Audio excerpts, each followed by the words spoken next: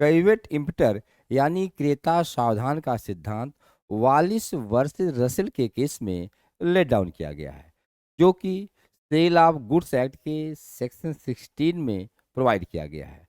कैवेट इम्पटर का सिद्धांत यह कहता है कि बायर को कोई भी माल क्रय करते समय अपने बुद्धि का स्वयं प्रयोग करना चाहिए और इस बात की जांच करनी चाहिए कि जो माल वह खरीद रहा है उस प्रयोजन के लिए उपयुक्त है या नहीं। इसी को कैवेट इम्पटर का सिद्धांत कहा जाता है।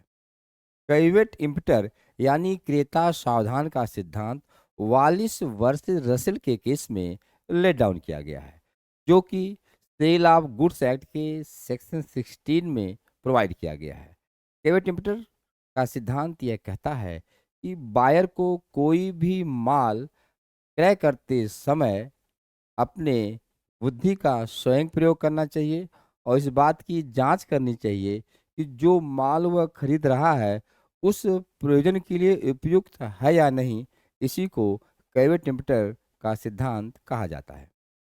कैवेट इम्पटर यानी क्रेता सावधान का सिद्धांत वालिस वर्ष रसेल के केस में लेट डाउन किया गया है, जो कि सेल ऑफ गुड्स एक्ट के सेक्शन 16 में प्रोवाइड किया गया है।